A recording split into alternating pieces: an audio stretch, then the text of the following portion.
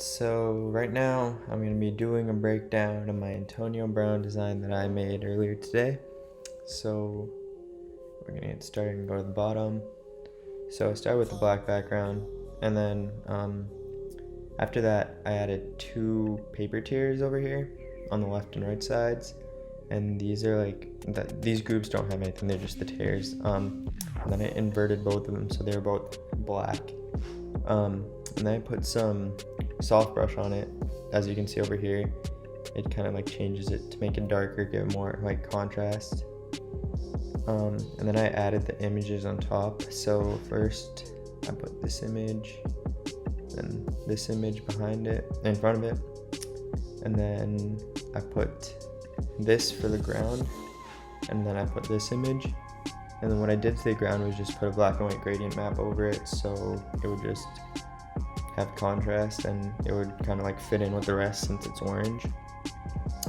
And then on the back image, since the vibrance was a little low, I turned up the vibrance and then made it a little more magenta reddish color with the selective color, since it was really yellow before that. And then I also put some selective color on this image right here and kind of did the same thing, just made it more magenta-ish, so all of them are pretty similar.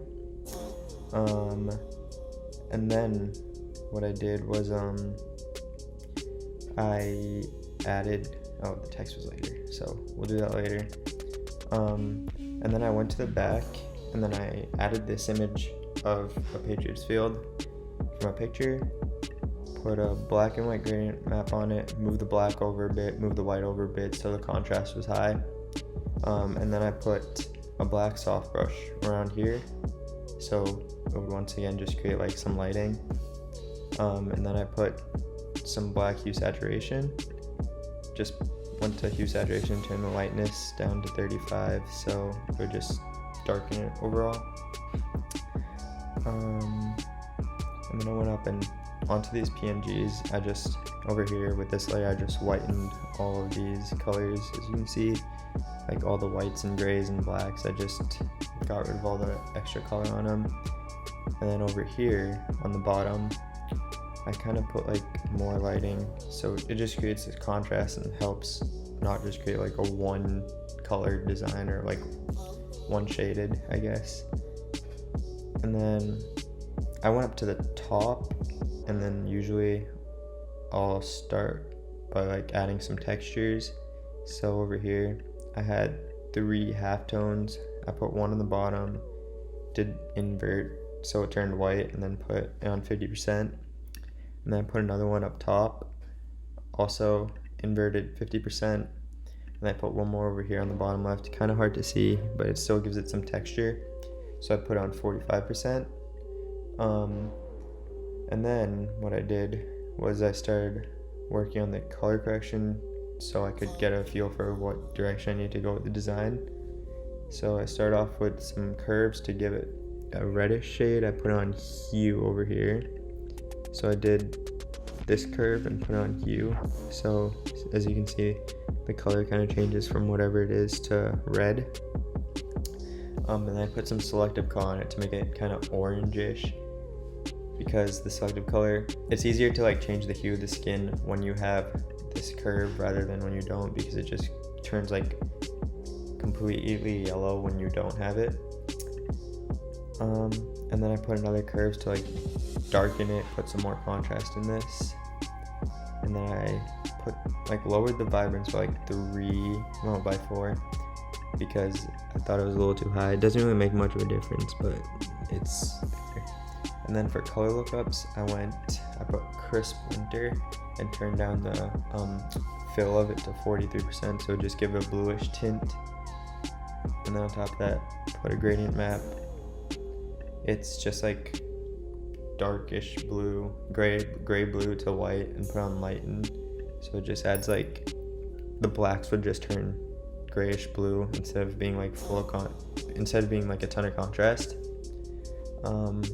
And then on top I always add an exposure layer, so it does the same thing. It just kind of reduces some contrast, kind of makes it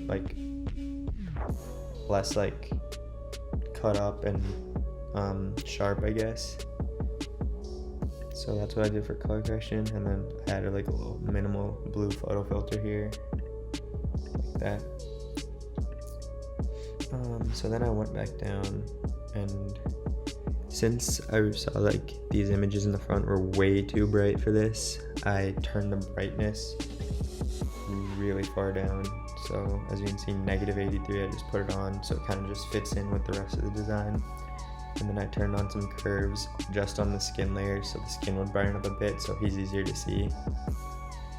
And then I made a copy of the halftone layer I had earlier and inverted all of them to black and turned the opacity really low so it's incredibly hard to see, but you can see it kind of here. If I zoom in, there's just some black here. That's basically all that did. And then I had this image that I just put on the left over here. It's kind of like a glass image, but then on top I put some black soft brush on it to just make it minimal, make it harder to see so it doesn't like distract anything. And then I put a distorted layer on exclusion because this is what it looks like on normal. It just kind of messed up the whole thing, so I put on exclusion so it just kind of like mess with the colors a bit, add some color, and then I added a gradient map on it to make it. I didn't add a gradient map, I took that off, but I was thinking about adding a gradient map to make it blue, but then I didn't. And then I added just like some paper texture, and then over here, this is like the main effect, I guess. I kind of added like rainbow, I don't know, like rainbow glares around the edge. And then on top of that, I added more paper texture. This is kind of like glued paper. It just wrinkles and stuff. Very hard to see because it's so like such a small thing, but it overall like brightens up the image. Then I kind of turned it down with levels over here since it was too bright. So I used levels and just turned it down a bit. And I put more paper texture on. And then I used this gray blue layer and put it on soft light and lowered the opacity just to like darken it up and give it more of a blue tint. And then over here, I just added like 3 arrows just to fill in the space a bit. And then I went back down and tried to add some text. Where is it?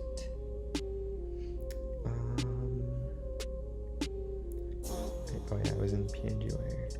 So I went in here, and then, so first I started with like this, and in order to do that, what I did was I went to filter, distort wave, and then I turned verticality all the way down, and then just mess with the wavelengths. And as you can see, it just kind of like makes like a distorted thing. So I did that, and then I copied the layer and like kind of made it like 3D to like fit the glitch theme. So I went to blending options, and then what I did was over here, all 3 of these are usually checked. I just turned the red off, and I shifted the layer over by like 2 pixels. So it just shifts over, and you can see that there's like a 3D effect on it. And that's all I did for the text. And then after I finished the design, I group it, and then merge it after copying stuff, so the main stuff's still there. And then I go to filter, sharpen to like make it more high quality and sharp. And then I'll usually go into camera raw filter and just like add more I'll just touch up the image, I guess, the final image. This is my like final set of color corrections.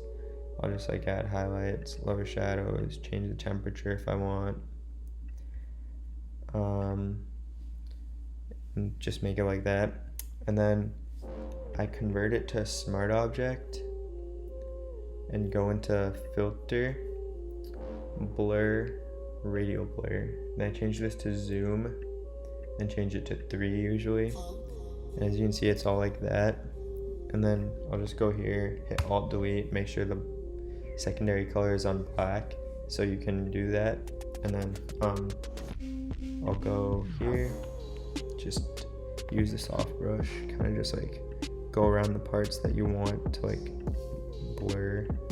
So this isn't perfect right now because I'm doing it kind of fast, but as you can see, here's what it looks like with it. Here's what it looks like without it. Here's what it looks like with it.